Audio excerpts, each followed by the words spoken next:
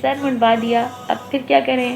پھر دوبارہ وہی تکرار کرو، کعبے کے ساتھ چکر لگاؤ، 2 رکعت نماز پڑھو، صفا و مروہ کے درمیان دوڑ لگاؤ، پھر تکبیر کرو، اور اس کے بعد جناب آپ حاجی ہو گئے۔ اب بظاہر اگر دیکھیں تو کوئی عمل سمجھ میں آنے والا نہیں ہے، کوئی بات عقل کو لگتی نہیں ہے۔ تو یہ حج کا ظاہری ڈھانچہ تھا جو بیان کیا، اب حج کا باطن کیا ہے، کیوں ہم یہ سارے عمل انجام دیں؟ تو یہاں پر میں ایک روایت بیان کروں گی۔ امام زین العابدین علیہ السلام کے ایک مشہور صحابی تھے، شبلی نام تھا ان کا، انہوں نے ہی یہ روایت نقل کی ہے کہ ایک مرتبہ امام علیہ السلام بھی حج میں مشرف ہوئے اور شبلی بھی حج کے لیے آئے مدینے سے۔ حج کر کے جب واپس آئے تو امام سے کہا شبلی نے کہ مولا میں نے حج کر لیا ہے۔ امام نے پوچھا کیسے حج کیا؟ تو کہا مولا بس وہی جو آداب ہوتے ہیں، سارے احکام سارے انجام دیے۔ امام نے پوچھا ذرا بتاؤ کیسے کیا؟ تو شبلی نے سارا بتایا کہ مولا میں میقات میں گیا، وہاں میں نے احرام باندھا، پھر تلبیہ کہا، پھر مکی گیا، پھر میں نے طواف کیا، پھر نماز پڑھی، پھر سعی کی، پھر تقصیر کی، پھر عرفات میں گیا، پھر مزدلفہ گیا، مشعر الحرام، پھر میں منی میں گیا، پھر میں نے رمی جمرات کی، پھر میں نے قربانی کی، آخر میں سر منڈوایا، اور اسی طرح آخر تک سارا بتایا کہ یہ کام کیے۔ اب امام نے دیکھا کہ اس نے ظاہری حج سارا صحیح کیا ہے، اب ضرورت اس بات کی تھی کہ امام اس سے پوچھیں کہ آیا زندہ حج کیا ہے یا مردہ حج کیا ہے۔ اچھا اب دیکھنا یہ ہے کہ حج کے جتنے بھی ارکان ہیں اس میں حکمت کیا کیا کار فرمایا ہے۔ امام نے پوچھا شبلی سے کہ شبلی یہ بتاؤ کہ جب تم میقات میں پہنچے اور اپنا لباس جب تم اتار رہے تھے اور 2 تولیے باندھ رہے تھے تو نیت کیا کی تھی؟ کہا مولا میں نے نیت کی تھی کہ حج تمتع کرتا ہوں میں، واجب قربتاً اللہ۔ امام نے کہا شبلی یہ بتاؤ جب تم یہ لباس اتار رہے تھے تو دل میں یہ نیت کی تھی کہ خدا مندہ یہ لباس معصیت ہے جو پوری زندگی میں نے اپنے بدن پر چڑھائے رکھا تھا، یعنی پوری زندگی میری معصیت اور گناہوں میں گزری ہے، آج میں یہ گناہوں کا لباس، معصیتوں کا لباس، نافرمانیوں کا لباس، جہالتوں کا لباس، کچھ فہمیوں کا لباس، لا علمی کا لباس، یہ سارے لباس اتار کے پھینک رہا ہوں اور تیری اطاعت کا لباس پہن رہا ہوں۔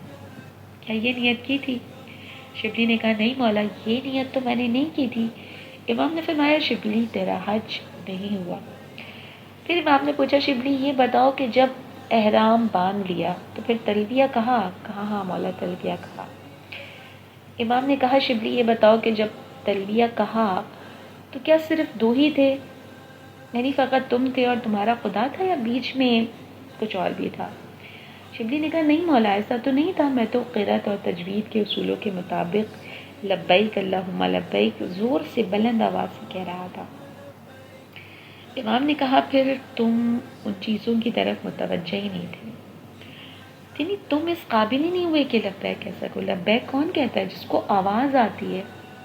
لبیک عربی کلمہ، اس کے معنی کیا ہیں؟ حاضر، جی حضور، ابھی آیا۔ امام نے پوچھا شبلی کوئی آواز آئی تھی جب تیار ہوئے تم، جب تم نے لباس معصیت اتارا، جب تم نے لباس اطاعت خدا پہنا، تو خدا کی طرف سے کوئی آواز کان میں پڑی تھی؟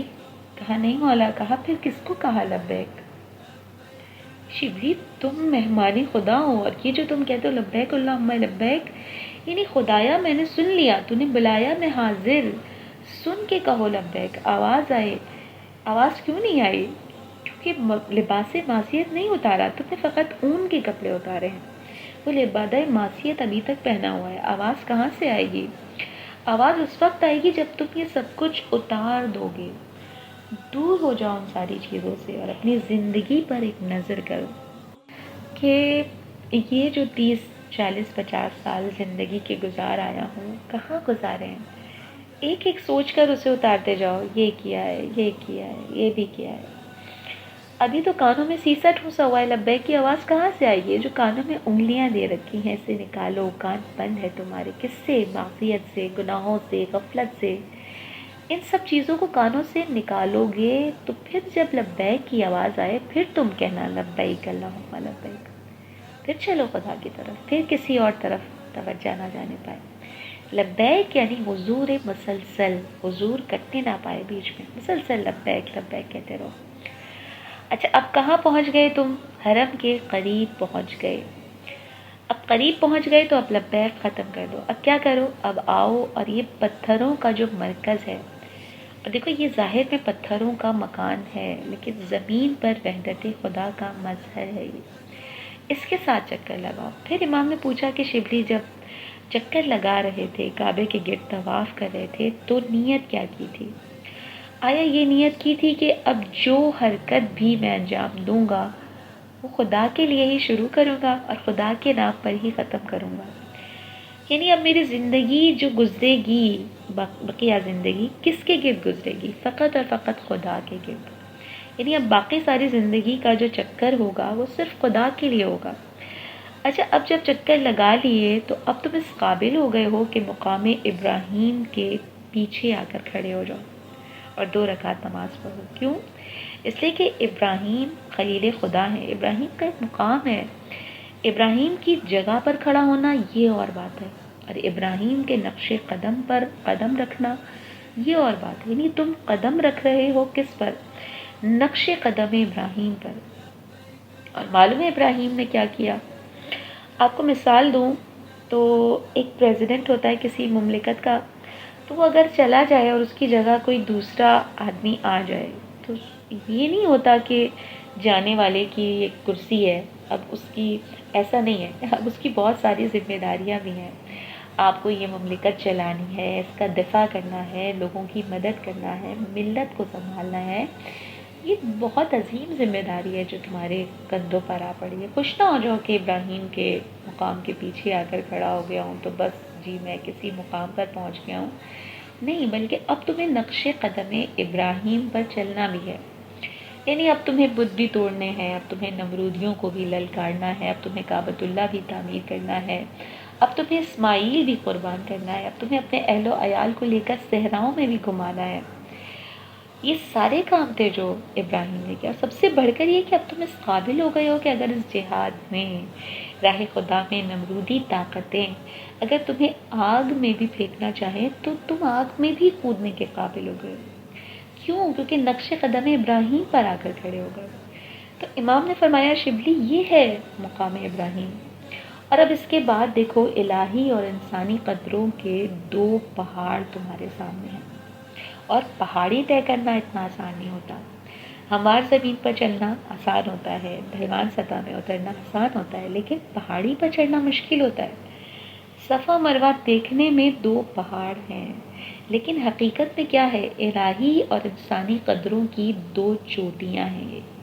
مروہ مروت کی چوٹی، صفا طہارت کی چوٹی ہے، تمہیں یہ چوٹیاں سر کرنی ہے۔ اور پہاڑی چوٹی سر کرنا انسان کو ہیرو بنا دیتا ہے، جسے آئے دن خبروں میں آتا رہتا ہے کہ فلاں آدمی ایوریسٹ پر چڑھ گیا، ہمالیہ پر چڑھ گیا، K2 پر چڑھ گیا۔ تو پہاڑی چوٹی سر کرنا کوئی مشکل بات نہیں ہے، انسانی چوٹی سر کر لے کوئی یہ بہت بڑی بات ہے، انسانی صفات کسی کے اندر پیدا ہو جائیں یہ بہت بڑی بات ہے۔ تو یہ پہاڑیاں صفا و مروہ ہیں، یہاں انبیاء ہیں، انہوں نے یہ چوٹیاں سر کی ہیں۔ تم نے جو مقام ابراہیم پر 2 رکعت نماز پڑھی تھی، یعنی کہا تھا کہ پروردگار میں نقش قدم ابراہیم پر چلنا چاہتا ہوں،